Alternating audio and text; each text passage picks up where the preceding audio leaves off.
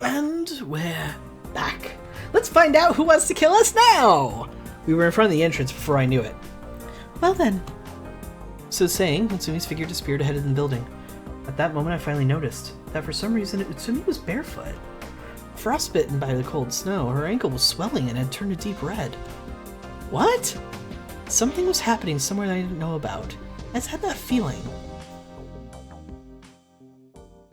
What? Why would she go out there without any shoes on? Maybe she didn't have a choice. Turned to my room and ventilated it just as Utsumi had said. Through open a window, cold air rushes in the room. Unintentionally, I began to shudder. Confirmed the time, 4:06 p.m. About 10 minutes had passed the time the transfer took place until I reached the room, so the current transfer occurred at 3:56 p.m. Sitting on the bed, I heaved a deep sigh. Do coincidences like that really happen? The man with whom I flew in the same plane with and with whom I experienced the accident, Yomogi Seiji. The woman I met while experiencing a mysterious phenomenon in the personality exchange, Tsumi Kali. Amazingly, the two of them were married. Was this simply a coincidence? No! It is actually a high probability it would happen, since he was going to collect his wife so that they could pray at the grave.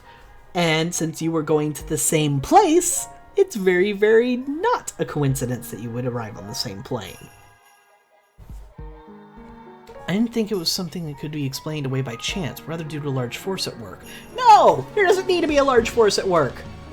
Coincidences are really common, because the more you know about people, the more coincidences can occur! It felt like something was going to happen, as if someone were plotting something. But who was this someone? Was it God? Incidentally, I've heard of something like this before. The primordial age, when there was no life on Earth. There were only soups of amino acids in the ocean, which were the origin of life. Before long, those amino acids began to chain together, and thus life was born.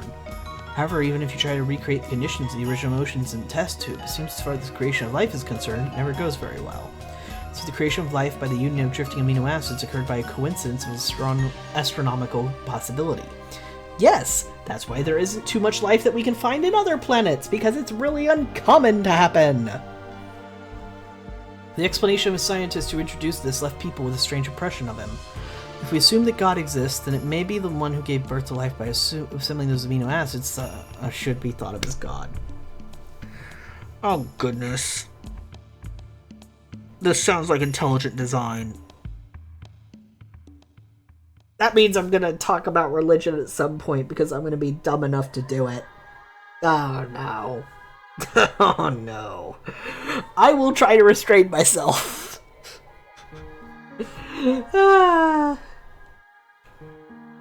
Was it just what happened when you stare at something long enough? Exactly.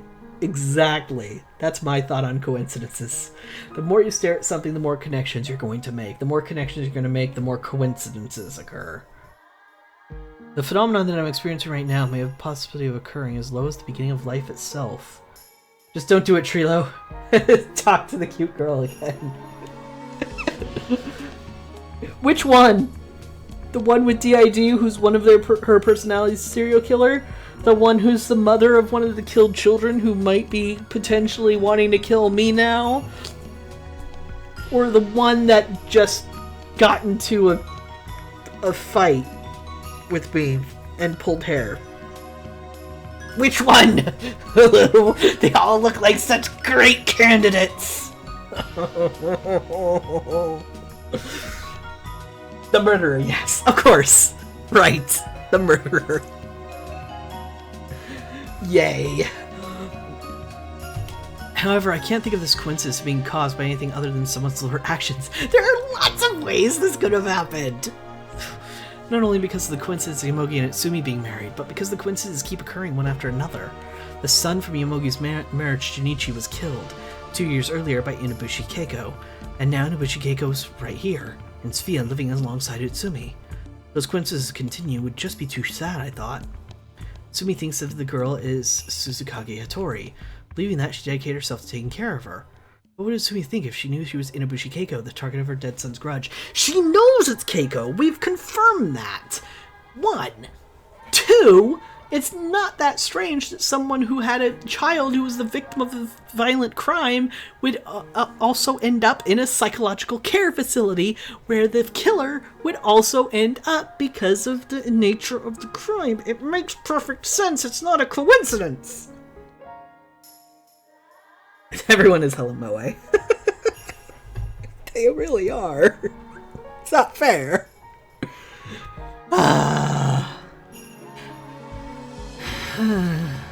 As if inflating my chest, I let out a deep sigh. If God exists, then I'm being so cruel. And it's an innocently ignorant cruelty, like that of a child who catches insects to pull their legs off, which is still a cruelty. Here I am, praying that Sumi doesn't realize that Susukage Hattori is really Inubushi Keiko. When she does find out, I don't know what will happen, but there's no mistake that it'll be disastrous. By the way, here's what I think. I don't think there's any mistake that Susukage Hattori is really Inubushi Keiko. Hattori was one of the DID personalities that dwelled within Inubushi Keiko. I still think it's not the case! I think Hattori is someone whose personality is being swapped. I think that's been proven by her testimony. She used the metaphor of a dark room, and there were occasions where the other personalities had appeared, so there's no two ways about it. It's just that Inubushi Keiko's case, except for the original personality in Susukage Hattori, I don't know the names of the other personalities. Because her current personality hasn't told me her name, it's difficult to guess. I can only deduce it from her behavior. Moreover, her DID personality changes aren't signaled by any actions or occur abruptly. It's the same for what Uni told me about the instant I returned from Yukido Satoru's body to Fukuyakawa Kokoro's. There's no alteration whatsoever. If we can trust Uni. Which Uni? To confirm a personality change from outward appearances alone is difficult.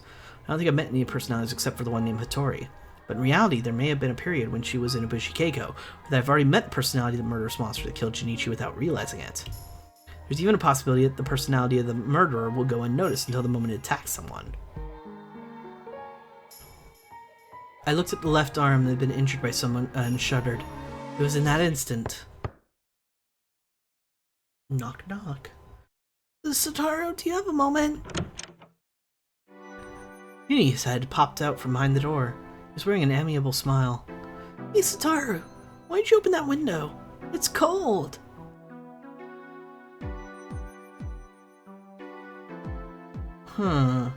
Okay, never mind.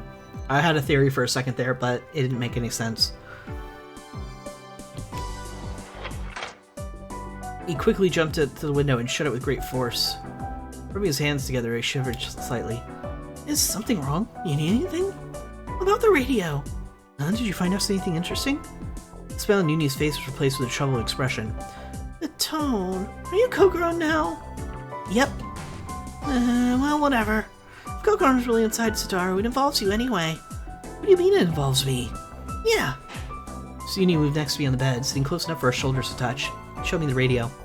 I've listened to radio for a while now, but it's weird. How so? I was on the airplane that fell 4 days ago. Should be more news on it. I knew it! I knew it! To him, the plane fell 4 days ago! In fact, he's the... Yes! Haha! My theory is coming true! Are they not broadcasting anything about it? Uni switched the radio on, twisted the tuning knob. Because we're not getting news from then, we're getting news from shortly after the New Year's, which means even the radio is back in time somehow. Probably because of those stupid solar things. Yes, haha. I love it when a good old theory comes together. The song started to flow from the radio. It was a popular singer's hit song from Red and White Song Contest at the end of last year, 2010. I've been listening for over an hour. It's been nothing but stuff like this. It's already flipped through a couple stations and they're more or less the same. The plane crash is a huge incident, so there should be more broadcasts about it. Radio personality exchange theory. Yeah. Let's not go that far, but something like it. That is weird, right? An airplane accident is a big deal. You think they would broadcast more about it in the news? I'm gonna slam my head into the desk because Kokoro is too stupid to realize that he said 4 days ago. That's important! Really important! Radio's exchanging with Uchi's telephone. And of course, 4 days have passed since the accident occurred. It's an event that's likely to be all over the news. They shouldn't have had a single survivor yet, obviously because we're still in the shelter cabin. However, the news has yet to even touch upon it, so what does that mean? Annoyed, Uni shut off the radio. Bit my lip lightly. The TV is no good either. Is there no news on this plane crash? There's a television in the living area. No, it doesn't show anything besides weird pictures. Like a flowing river, or birds singing in the forest. Or stuff like a weird Buddhist priest saying stuff about being grateful. Oh, okay. I thought my phone was ringing. It's just sirens. What's up with that? That's not useful at all. Now he mentions it, I feel like it was the same when I tried it yesterday. When I know what was going on, it suddenly dawned on me. This was Sphia. Finally! The specified psychiatric hospital for isolation ages. They probably don't show regular broadcasting it. No. You were supposed to make the connection about him saying 4 days ago. You were supposed to make the connection. I am. You can't see it right now because I don't have a camera, but I am strangling Kokoro in front of me right now. If I had a Kokoro's neck, I would be strangling it because she frustrates me sometimes. Probably didn't show regular broadcasting in order to prevent mentally ill patients from becoming overstimulated. They show environmental broadcasting in order for them to not feel confined even when shut in the snow in winter. Seems reasonable. Would being preached to by a priest be an unruly patient ain't good? That part is a little weird. Uni impatiently stared at the radio. Even though I want to know what happened to Kokoro. The Kokoro he mentioned didn't refer to me. He was probably worried about the well-being of the Fuyakawa Kokoro trapped in the shelter cabin. I just tried asking Uni once again. You remember the plane crash, right, Uni? Yeah, even I wanted to forget it, I couldn't. Why did the accident happen? What year, 1 month? When did the accident happen? What year, 1 month, what day? Wearing a slightly unpleasant expression, Uni answered my question. Year 2011, January the 11th. You're supposed to be Kokoro, right? Don't ask such obvious things. He stood up angrily. I don't know if it's an illness or whatever you have, but I'm really worried about Kokoro. Don't try to confuse me. Spitting out the words like a piece of gum that lost its flavor, Uni tried to turn his heel and walked away. Uni! He left the room, but not responding to my call. Uni. He was really worried about me. That much was certain.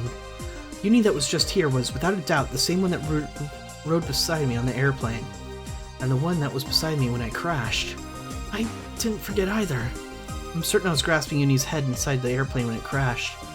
Even now, I can still clearly remember the feeling of his small hand trembling in mine. Uni from before and I both experienced a plane crash together on January 11th, 2011.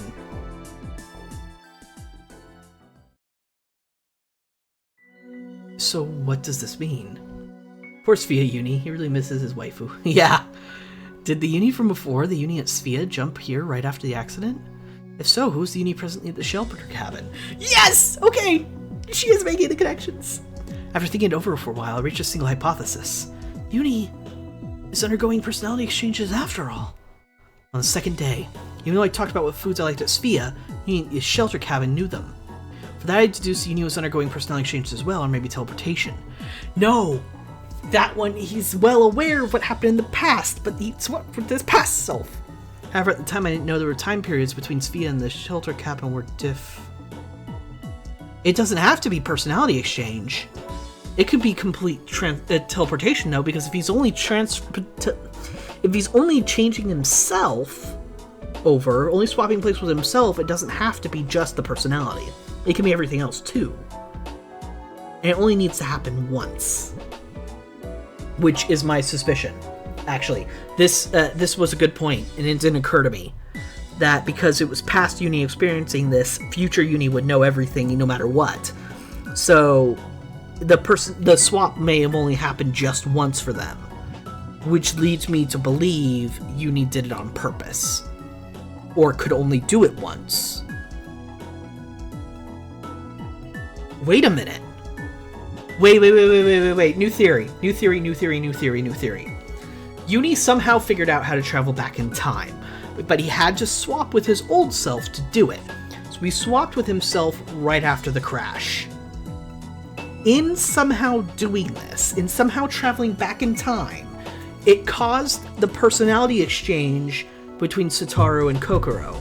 He didn't expect this.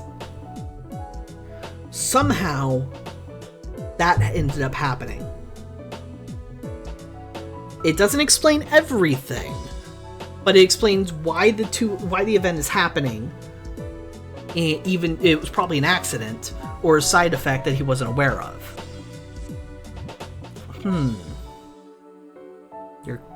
And that would explain why Uni was so scared and closed off when we first found him at Sphia. Because, disorienting. Tiny bit. It doesn't explain everything. There are a couple of mysteries still, but I like this theory.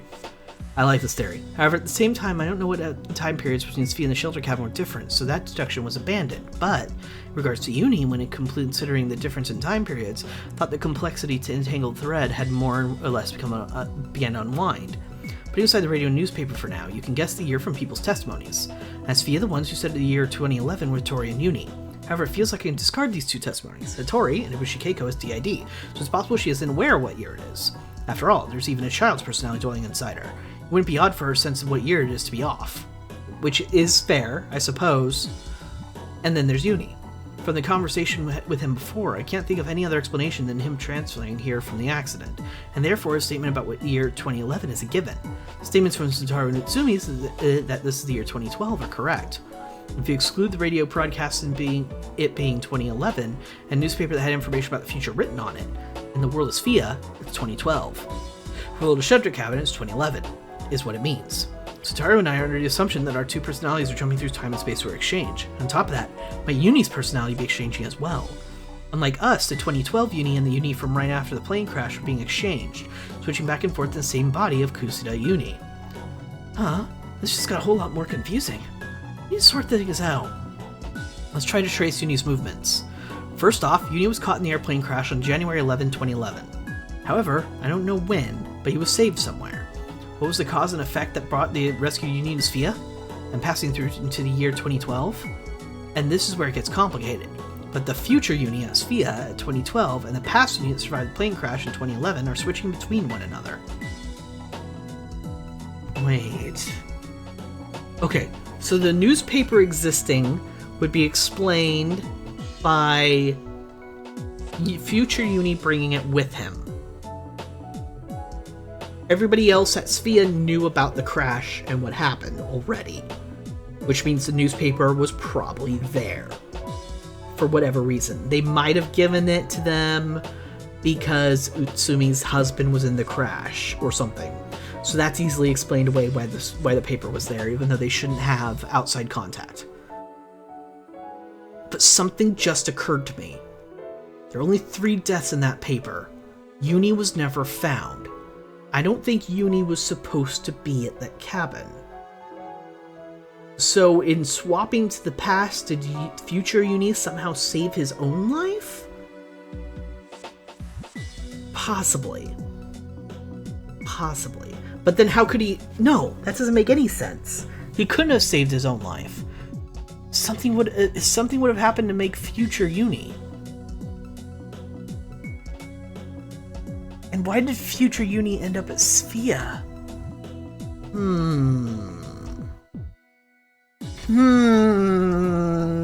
Let's keep going. The survived plane crash in 2011 are switching between one another. Right now, the Uni at Sphia in the year 2012 is the Uni immediately following the plane crash, and the Uni in the shelter cabin right now can be otherwise referred to as future Uni. But wait a second, our personalities have exchanged a number of times already. Why has Uni only transferred once? No, I don't know yet if that was only once.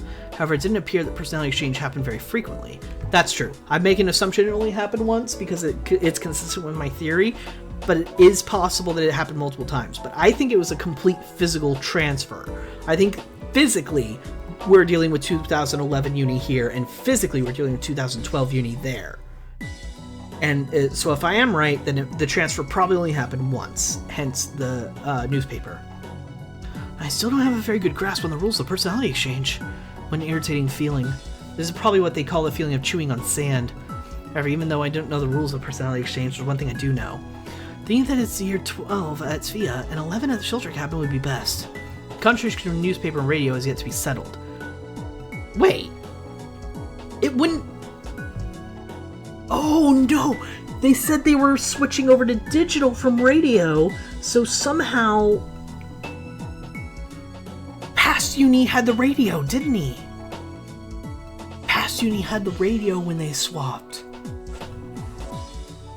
I think. That would explain why the radio's here, and apparently getting signals from 2011, even though it doesn't make any sense with how radios work, but I'm assuming that's just how they're going to explain it. Anyway. Okay. So, the more things my theory explains, the better. So with that decided, what should I do now? I should ask Uni first. So I had to ask whether he was a future Uni that had transferred there once and I had got back to Shell Cabin. Swap. Use your voice recorder and go over your whole theory, the beginning of ego collapse. Next day I was standing in the snowfield. The snow reflected in the setting sun, dazzling my eyes. My shoulders heaved as I drew breath, as though I'd been exercising strenuously. My exhalations hung in the air, white clouds that almost looked as though I could reach out and grab them. What happened? Satoru, what did you do? Uni screamed out, sounding frightened. He was running as if to flee the shelter cabin, heading for a grove of trees. Oh no, Satoru did put it together, and now he's trying to hurt future Uni?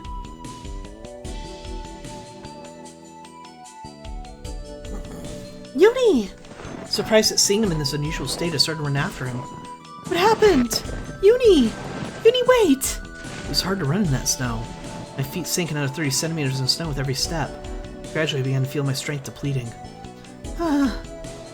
Wait! Following the footprints he left, I pressed on. Having reached the grove of trees, Uni slipped in the snow and fell. He smacked his head on a tree root that had been hidden under snow. Oh no! Uni, are you alright? I caught up with Uni. I helped Uni, his body half covered in snow, stand up. It hurts! It hurts! He rubbed his forehead. Seemed he hit it when he fell down. You have a look at that. Uni had gotten back to his feet, but his hair was sticking out every which way.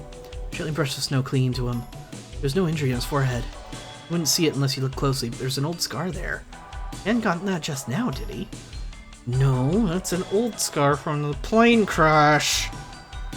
Again, supporting my theory that this is a full physical transfer and not just personality. It's okay, you're not bleeding. But it hurts. His eyes were filling with tears as he tried to withstand the pain. Really, you're a boy, aren't you? Come on, don't cry. But... come on, there's no helping it. I gave Uni a little kiss on the forehead. Pain, pain, fly away to Andromeda. Like, the galaxy? The Andromeda Galaxy? A galaxy approximately 2,500,000 light-years from Earth. A spiral galaxy in the shape of an elliptical coil. Greek mythology, Andromeda was the name of the Ethiopian princess. Her mother, Cassiopeia, bragged that she was more beautiful than the sea nymphs known as the Nereids. The sea god, Poseidon, who had fawned on the Nereids, was angered by her words and sent a sea monster to lay waste to the coast of her kingdom. The king went to consult an oracle for help. The oracle told him that only sacrificing Andromeda would return peace to the kingdom. Boys can cry, Kokoro, shut up. Yes, yeah, I didn't mention anything because she's just trying to be helpful. Andromeda was changed to a rock and left as a sacrifice for the monster. At the time, Perseus, carrying the freshly severed head of the Medusa in his sack, was hoping to come along. Uncovering the head before the monster's eyes, Perseus turned it to stone. Perseus then took Andromeda as his wife. When Andromeda died, she was placed among the stars, became a constellation aside her husband Perseus, her father, Cepheus, her mother, Cassiopeia, and the great sea serpent. However, because of Cassiopeia's pride, she was placed in the heavens such that her chair in which she sits appears upside down half the time. Okay, a little bit of Greek mythology there. What the heck is that? Uni smiled shyly. His cheeks were turning red, but I don't think it was because of the setting sun. Don't say such embarrassing things. But hasn't the pain gone away? Yeah. He mumbled it, but I could still hear him softly say that. Thanks, Kokoron. Smiling, I nodded and pulled him back to his feet. Why is it to Andromeda? Because it's more romantic that way. I brushed the snow from his clothes. As though it could confirm something, Uni asked me a question. You're Kokoron now, right? That's right. After hearing that, a somewhat imprudent expression of relief came to Uni's face. By the way, why were you running away?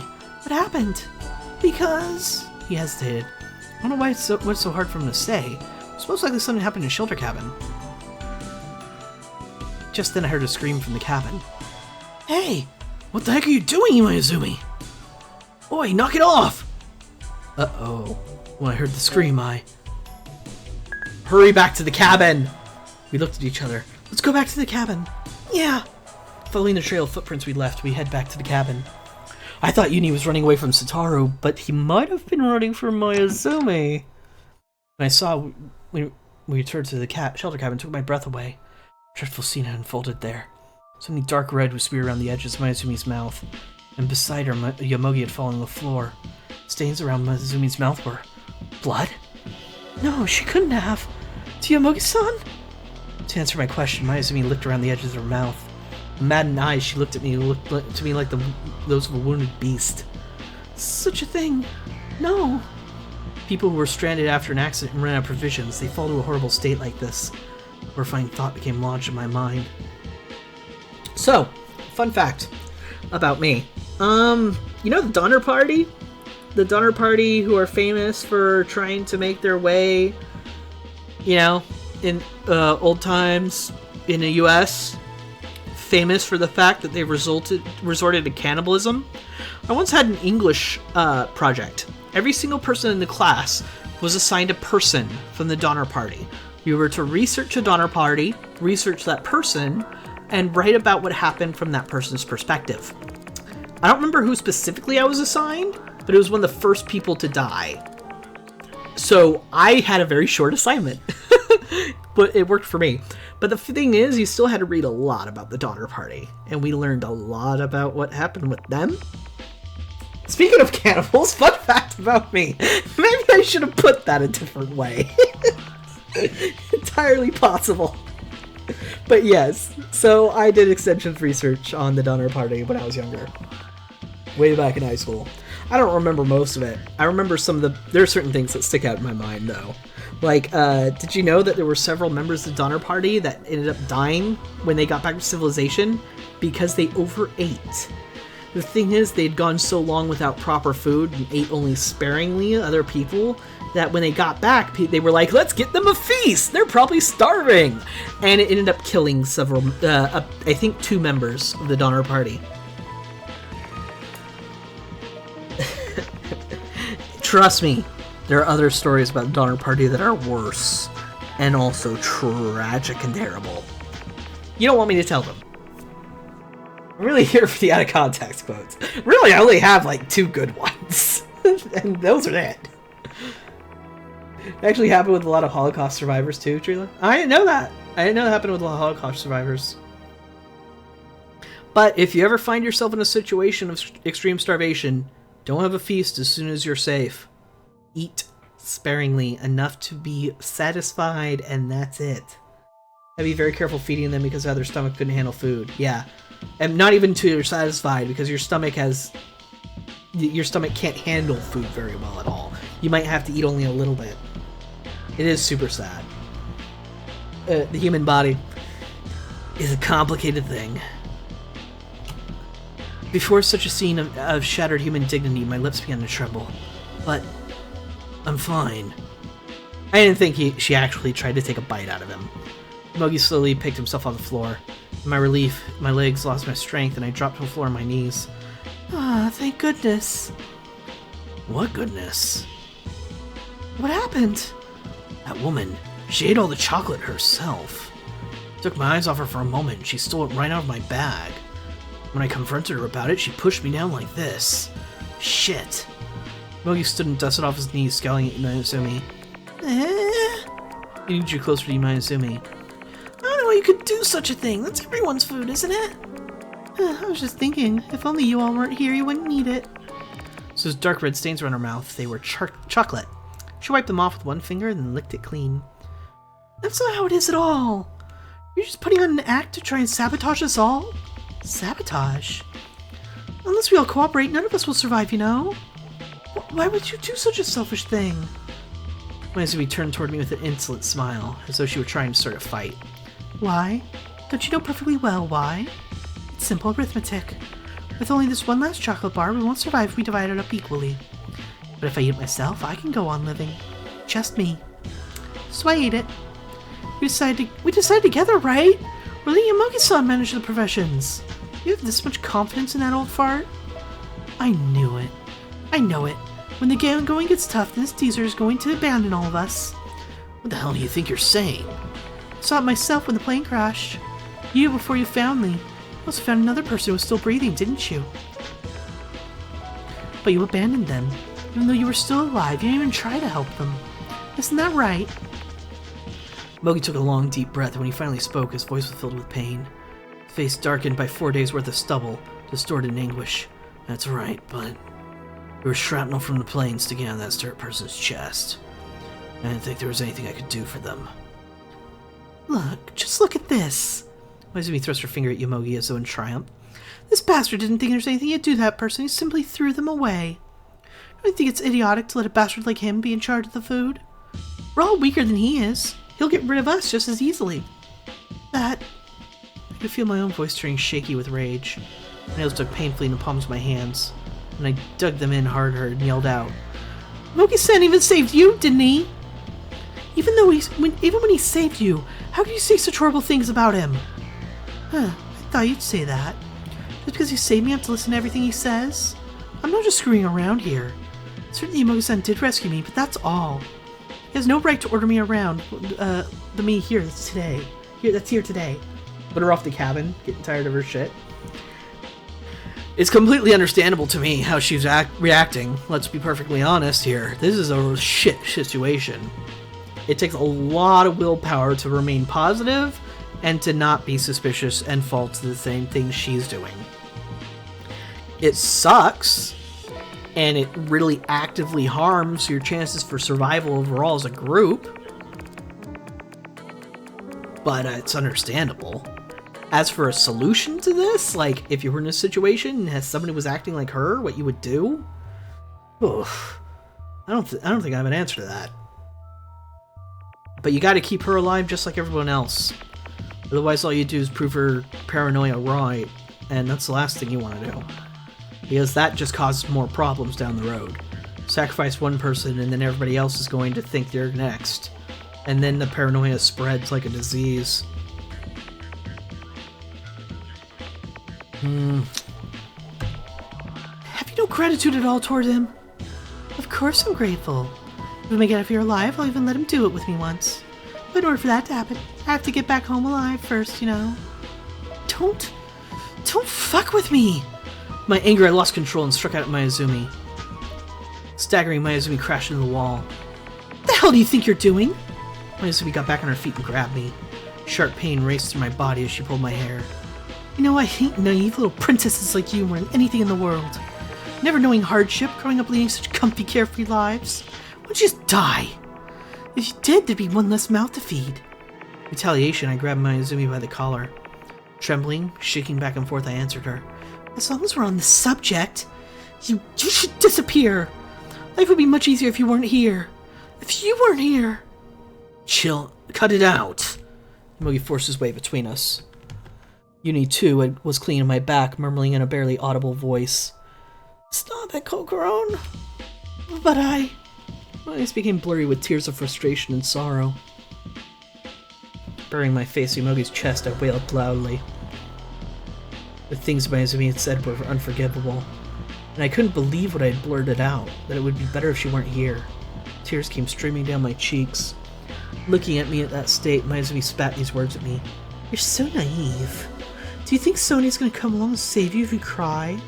People like you are always the first to die. Mayuzumi continued while sneering at me. In the first place, thinking that when things are rough you have to work together is just an illusion. You know, in this world you get by trampling over other people. It's survival of the fittest. That's right. It's just as you say. I was a complete idiot by risking my life to save you. So what are you going to do? Will you kill me now? No. I may be an idiot. Until my final moments, I plan to stay human. So I won't deceive myself with such a farce. Mayuzumi snorted through her nose and leaned against the wall. Wait a minute. I stopped crying and Mogi helped me sit on the bed. He sat down on the bed too, along with Uni. We'd already used the table and chairs for firewood, so there was nothing else in the room to sit on. Seeing as someone should be his sole food manager, why don't we give up on that? Mayuzumi, who had sat down facing away from us, now sneaked a sidelong glance at Yomogi. Let's divide the remaining food in 4 equal parts and take care of our own share individually. Yomogi produced a hardtack biscuit from his bag. Only 2 cans of emergency supplies were left, and those comprised our entire food supply. Yomogi opened one of those cans. With a psht sound, the contents of the can were exposed to the air. That sound was as though a starter pistol had been fired, signaling our stopping march toward the edge of a cliff. Mayuzumi, divide your portion into 4 shares. Me? Yeah, you divide it into 4 and we'll choose what we want from it. You can have whichever one is left. Even though it's so unfair to me, you're saying I have to stick it out and divide my share up, huh? Yeah, that's right, because you're always the first to complain about it. I brought the now empty can to held biscuits. Carefully, as though carrying out a mock scientific experiment, Mayuzumi divided the biscuits into 4 shares. Yomogi, Uni, and I each chose from 3 of them. Mayuzumi picked up the last one. And holding out her chest, she gritted her teeth and glared. This one's mine, so don't go try to steal it, okay? That's big talk coming from a thief like you. Shut the hell up, brat. Human beings will do anything they can in order to live, you know. Sighing deeply, Yomogi said, He's rationed today. If we really economize, they might hold out until tomorrow. From then on, we'll be out of food. Each of us should choose to eat with that in mind. A small empty can with only half a biscuit placed in it, it made me feel really uncertain. Can I live on only this? An easy feeling spread through my chest like a lethal poison. There's really not much left, is there? Sounding worried himself, Uni peered in the can. I just knew nobody would want to share. I start feeling uneasy as the food supply runs low, right? And anxiety, it becomes a burden. Anxiety is the killer of hope. With despair comes fear. And fear will bring you to ruin. Muttering this regretfully, Yomogi gently stroked Uni's hair. Don't worry. I know you're already worried, but try not to dwell on it. Seiji! Her face had been expressionless, but I suddenly saw Mayuzumi's eyebrows shoot up.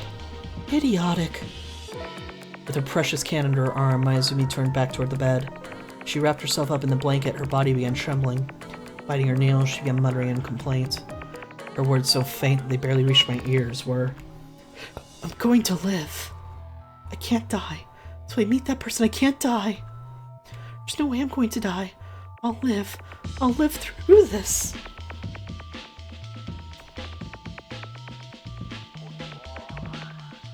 She was going to the Spheres facility, wasn't she? Not only was she going to the Sphere facility, she was going to see Satoru.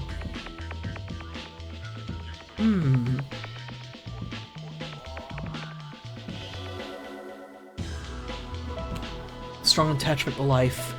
Hearing that muttering that fell from her lips like a curse, it turned and ran for the basement storeroom. Choosing life. The basement storeroom was deathly quiet. When I first came to look around here, it would seem that there were stores of food and fuel in abundance, but now not a trace of anything remains. Until now, my main concerns were the personality exchanges and attacks at Sphia. I realized the situation at Shelter Cabin had grown just as urgent. Death was drawing closer. You're so naive. People like you are always the first to die. Words repeated themselves in my mind. The hand holding the can that contained what was left of my rations was shaking hard. A few remaining biscuits danced inside the can with a clatter. My stomach was so empty it hurt. I hadn't eaten anything since last night. I'm so hungry. My trembling fingers picked up a biscuit and threw it in my mouth. I chewed slowly, then swallowed it with great care. I felt a sharp pain in my stomach, as it was yelling at me that wasn't nearly enough. At this rate, if help doesn't come, am I going to die? Am I going to die? Tears started to obscure my vision. I was scared. Very, very.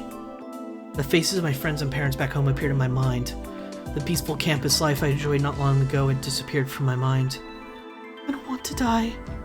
Tears began to fall. Hot liquid flowed from my cheek and dripped on the floor of the Shelter Cabin storeroom, marking it where they fell. At that instant, a voice came from behind me. Kokoron! Frantically wiped away my tears. I tried to plaster on a smile before turning around, but I didn't do a very good job. It just looked like I was smiling through my tears. You're making a weird face. I'm sorry. I'm the older one here, so I shouldn't be crying. No, you can cry even more. Did you know? Tears always flow out of your eyes, don't dry out, and the tears that come out when you're troubled are different. The composition of the tears is different. And the calcium levels, for example, they differ a lot. This is actually sort of a thing that actually exists. There are some psychologists who have done studies where they have detected like the chemical makeup of tears depending on what happens when you're crying from sorrow, crying from pain, crying from frustration, etc., etc. And they've found the chemical composition to be different. But there's not a lot of studies on that I know of, and I don't know how much you can trust that sort of thing, especially since emotions in general are such a nebulous, hard to define thing in psychology, that it seems weird that we would assign something as specifically this applies to this emotion, etc., etc., etc. So, this is a theory, but certainly not a proven one by my understanding. If you scream and cry when you're sad, you'll feel much better, right? When you're crying, your body's calcium balance is readjusted, so you'll feel refreshed. When you want to cry, you should cry. Oh, that's a different theory than what I expected him to say. Crying as a way to reduce calcium buildup. Not a theory I'm overly familiar with. I was struck dumb by Uni's explanation. Is that true? Yep, it's true. That's why you should jump into my chest and cry as much as you want. Don't hold back, come on. He sticks out his thin chest and spreads his arms. Yes, I completely lost the will to cry. Was his explanation actions all just to distract me from crying? Or did he do it unintentionally? Probably intentionally, because this is future Uni. Uni's cheeks puffed up an expression befitting his age. What's with that? Boring. Uni put on a displeased face. That's so mean, I'll laugh. Sorry. Uni approached me as I apologized, and he took my ration can from me. What are you doing? Don't worry about it. And poured the food of his own can into mine. I expected that. If my current theory is true, and this is future Uni trying to save Kokoro, the first thing he would do is give her more food. The second thing he would do is steal food from others. Because he doesn't care if the rest of them survive, only if Kokoro does. That's my theory. I don't like it.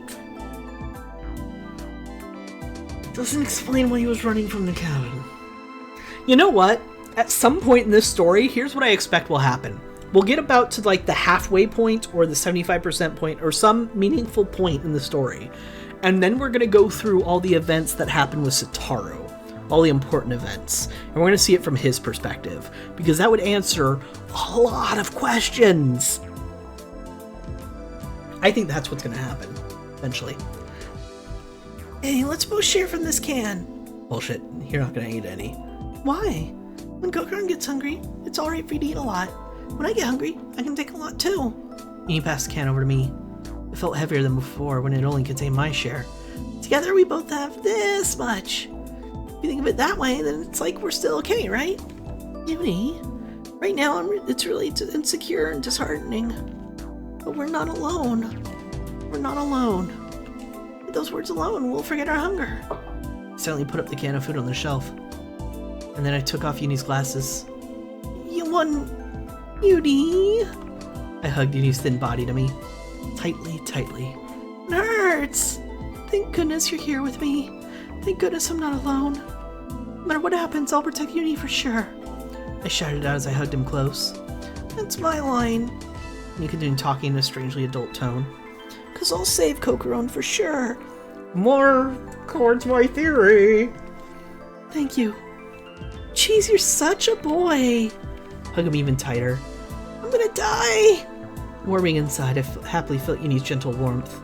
Like a beast running away from a flame, his warmth made my fear of death disappear. And then Yomogi joined us. Huh? A group hug. Can I join in too? Uni jumped backwards. I like Seiji, but I'm not in the habit of hugging bearded old guys. Stingy. If I could, I'd rather get a hug from Fuyakawa-san, though. Hey! It was just a joke. Laughing, Yomogi held up its can of rations for us to see. Heard your conversation just now. Can I put mine in too? Let's share 3 people's worth of food between us. Okay, sure. That might be a mistake, Yomogi. Great. If we keep splitting it equally, I won't be able to give either of you to my food. Also that. I kind of figured Yomogi would do that anyway. Why? I can't just give it to you two and not give Mayuzumi any, right? Unlike her, you guys are behind by one piece of chocolate. I thought I should give you some of my portion before you start weakening. Yomogi placed his own rations into my can. The biscuits were piled up inside the can. I felt it would overflow. When I lifted it, it felt heavy. It was quite a weighty feeling. Yomogi rubbed his chin while staring at the heap of food inside the can. If we have this much, I feel like we would live off it for an entire month. I don't want to stay here that long. What we couldn't fit inside, we divided among ourselves and had for tonight's dinner. That meal of 3 of us ate was standing there, delicious beyond imagination. It was only a handful of dry biscuits, but I was very satisfied. My heart, rather than my stomach, was appeased. These rations. Yomogi handed me the can. You hold on to them for safekeeping. Me? I don't think I could carry on such an important mission. I pushed back the can to Yomogi-san. Oh, come on! How many of these but thou must situations are there? This is silly. That's at least 2 now. The other ones I might have just skipped by choosing the right option. Please safeguard it instead, Yomogi-san. No. Seems Mayuzumi's already suspicious of me. If another woman like you holds on to it, there might be less animosity. I saw his point. Mayuzumi seemed to be very defiant of men in general. Might be more secure if I safeguard it instead. Are you okay with that, Uni? Isn't it obvious? I have no complaints. In that case, I'll keep a careful eye on this. When it's time to eat, Yomogi-san should be the one to divide it. Understood. With that said, Yomogi took a vinyl bag out from his emergency kit inside the storeroom. He then wrapped up the can up and sealed the bag. That was to prevent it from getting damp or spilling, just in case. I accepted it and stored it away inside my clothes. I held it carefully against my stomach as if warming an egg. Seeing my appearance, a fatherly smile rose to Yomogi's face. We're going to survive. He climbed back upstairs. Yomogi-san's such a good person. So why does Mayuzumi believe in him? Tobolin's mind is twisted like a screw. Geez, if I known Lin was that kind of person, I would have told Seiji before we reached the cabin. So I'm gonna jerk away. And he mutters complaints in a small voice. You shouldn't say things like that. As Uni rebuked her, I suddenly became curious. You didn't know Mayuzumi-san until we met her after the accident, right? Did you, Uni? Of course not. What are you saying? Uni looked at me in confusion. Think of the shelter cabins Uni as the future Uni. If he'd already experienced the accident in the shelter cabin once before, Uni should already know Mayuzumi. However, he said he didn't know her. It doesn't seem like this child is saying a lie.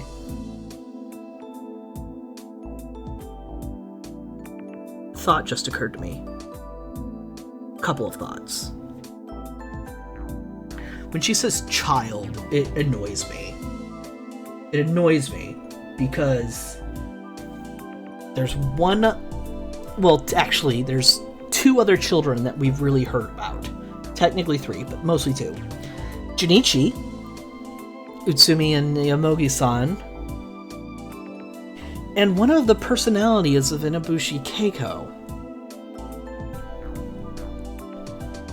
A little concerned. I think DID is going to play into this more strongly than I suspected. Doesn't seem like Shadow was saying this a lie. Was this Uni not the future Uni? I tried my best to ask. Have you ever been to a place called Sophia, Uni? Uni replied, tilting his head. Oh, what's Sophia? Game center? No, if you've never been there, never mind. I slapped Uni's shoulder and put one of my hands on the ladder. Alright then, I'm going up. If you stay down here for too long, they might get suspicious. Might say maybe they're doing something dirty. Fix Uni with the most erotic, or at least I thought it was, look. I didn't think it was very mature of me, but I thought I'd get revenge.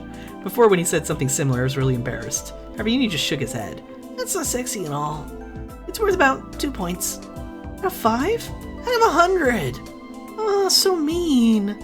I hurriedly up the ladder while jokingly pretending to cry. In actuality, my innermost feelings were hurt a little, but that was a secret. Stop trying to tease the child. He's better at it than you. I returned to my bed and took out the food I had stored in my stomach. I hid the food on my pillow so it couldn't be found. And swap. Alright. White World. We're in the storage room, but it's dark. All of a sudden, I lost my balance. I was supposed to be on a bed in a shelter cabin, but now I was groveling on the concrete floor. I couldn't see anything in front of me. Eh? Still on all fours, I tried to make sense of the situation as best I could. Did I transfer? The air is faintly warm. There's no smell of burning wood. This seems to be Sphia. But where in Sphia am I? What's going on here? Intense pain radiated from the back of my head and throughout my body. Throbbing pain resounded inside my head. Twitching back of my head brought acute pain. Struck by vertigo, I felt nauseous. I tried getting up, but I couldn't even put power in my legs, let alone stand up. What is this? What's going on? I was taken aback. Someone's here. Somewhere behind me, someone's drawing near. Who? Utsumi? Yuni? Hattori? Inubushi Keiko? I turned around right away. Just then. Uh-oh. The ferocious strike to my face, I was sent flying. It was the first time I'd been hit this hard. I lost control of my body due to the pain and the impact of the fall. Someone was bending over me. I couldn't see the face of someone in the dark. Who is that? What is this? What's going on? It hurts. Someone help me. Go to escape. Where am I? I was hit. I'll be killed. The iron taste of blood spread through my mouth. This darkness severely limited my vision. Why would someone do this to me? All my thoughts were in a panic. No! No! Screaming, I tried struggling recklessly. That someone got on top of me, pinned me down, and began choking me to shut up. Painful. Can't breathe. I'll die. I'll die like this. Don't want to die, don't want to die, don't want to die, don't want to die. I started to flail with all my might. Then my swinging arm connected luckily with the jaw of that someone. The mysterious assailant holds my throat weakened. Using that chance, I pushed someone away with all my strength. Crawling on all fours, I managed to put some distance between me and the attacker in the pitch-black room. And then before my eyes were shelves. As quick as I could, I moved into the space between the shelves. I held my breath. I curled my trembling body up, burying my face in my legs. I couldn't silence my breathing. My teeth chattered loudly. I'm likely to end up screaming. I put my fist in my mouth and bit down hard. I couldn't make a single sound. I'll be found. I'm afraid of the mysterious assailant. I kept my voice held back. How long was it? That someone hasn't pursued me. Not a single sound. It was so quiet my ears hurt. To figure out where I was, I timidly looked around my surroundings. The room was dim. If I'm not careful, the dusty air will cause me to cough violently. On the shelves I was hiding between, many cardboard boxes were piled up. A row of several other shelves were visible. I can't see too well, but in the middle of the room there were many scattered boxes, as if a storm had hit here. This is the underground storeroom, which means the exit is... I recalled at times I'd been there and guessed the direction of the exit. Quietly I peeked out. There. In a dim light I saw the indistinct handrail of the stairs to the upper floor. From where I was crouching, I was about 5 meters to the stairs. I'll make a run if I make a run for it. Startled, I barely managed to cover my mouth. That someone may still be lurking near, or the assailant may have already left. If they're near, just thinking of the attacker made me tremble once more. Someone just now tried to kill me. Satoru. I sensed a spine-chilling thirst for blood.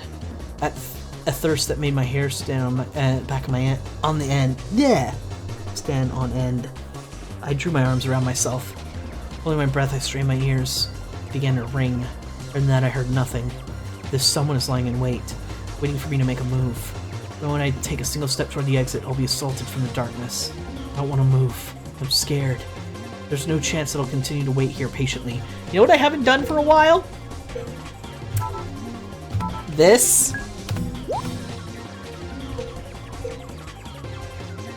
I can't stand here, stand the fear and tension. I have to go. I'll certainly be okay. It's no more than 5 meters. If I dash through the room without looking back, it shouldn't take more than 3 seconds to reach the stairs. So as I can get out of this room, I'll manage whatever comes somehow. Assuring myself I mustered up my courage, I stood up silently. My head still throbbed with pain. Moreover, the numbing pain in my face is still here too.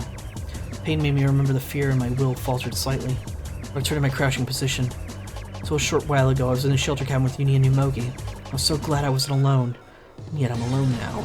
Scared to death by the presence of a murderer. Why? Why am I alone in this situation? Tears seeped out. I wanted to cry and give up on everything. Yet in my despair, my strength returned. This body is Satoru's. No intention of letting him be killed. I'm not alone. No, I'm not alone. I breathed deeply over and over. Once again, I took stock of my surroundings. Not a single trace of anybody, not even a sound. I readied myself and ran to the stairs with all my power. I felt something moving behind me, but I won't look back. I clung to the handrail and quickly ran up the stairs. There's no one in the kitchen. I hesitated. Where should I run to? Nothing but anxious thoughts crossed my mind. Wherever I run, traps may await me. Wherever I run, the criminal may anticipate my moves. Wherever I run, as long as I'm in this facility, the criminal will come after me. I was startled. Down the stairs from the underground storehouse, I could hear footsteps, as I thought that someone didn't leave. Their breathing was silent. The strong intent to kill still focused on me. I'm scared. I'm scared. Where do I run? I was stunned by overwhelming terror when I came to my senses. I was running. I ran from the hall to the outside of Sphia, delirious from terror. I regretted rushing outside. The sun had already set. Snow fell in the pitch dark. My whole body was chilled instantly. I wasn't wearing anything warm right now. I only have one shirt on. Should I turn back? If I go back now, someone who assailed me might be waiting to ambush me. I'm sure that this someone saw me go outside. I'm sure the person's waiting patiently on the other side of the door. Even so, the air is so cold it stings. My hair and clothing are getting soaked by the falling snow, making it even colder. I rub my upper arms desperately. I'm going to freeze to death if I stay here. What do I do? What do I do? What's that sound? Don't tell me the door was locked. I rushed over the door in a panic. Even if I stood in front of it, it wouldn't open. I'm locked out. Stuck outside in this weather with only one shirt on. Desperation, I beat the door relentlessly, but the door gave no response. The steel door blocked my way heartlessly. No way. I'm going to die here. I'm going to freeze to death. I stood up on unsteady feet. One way or another, I have to get back inside. If I don't look for a way in. Even if I do manage to get back, the murderous monster might be waiting inside. Even so, it didn't seem like I could simply put up with this cold.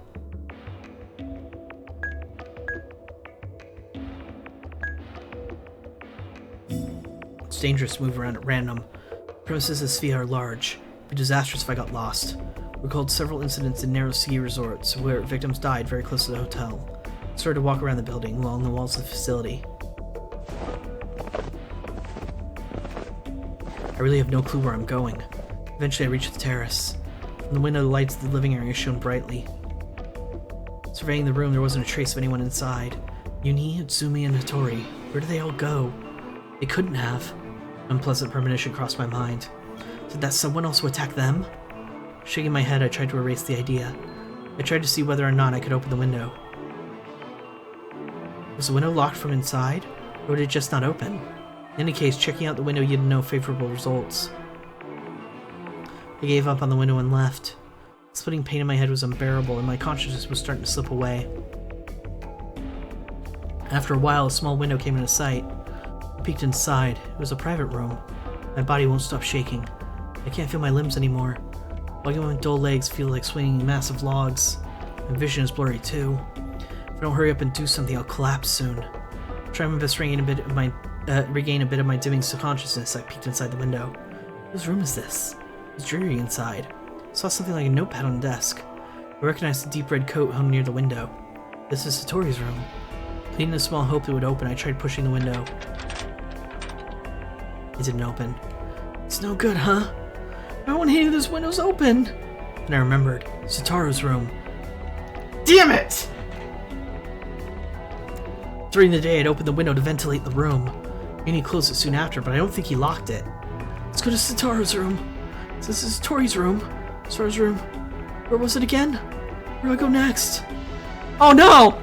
Oh no! I never got a good impression of where all these were. Oh no! Well, good adventure always goes left. I began to walk to the left. My steps are uncertain. My physical strength is being sapped away by the cold. I can't walk straight anymore. I can't reach Satoru's room. It's just a matter of time before I pass out. How things end up like this? What did I ever do? Thinking on the hopeless situation caused me to start sobbing uncontrollably. Tears won't stop. Tears running down my cheek felt unbearably cold. Walking in daze, I reached the other room. Sitara's room. I mustered less of my strength and ran to the window. Pushing on the pane, I easily opened the window. I'm saved!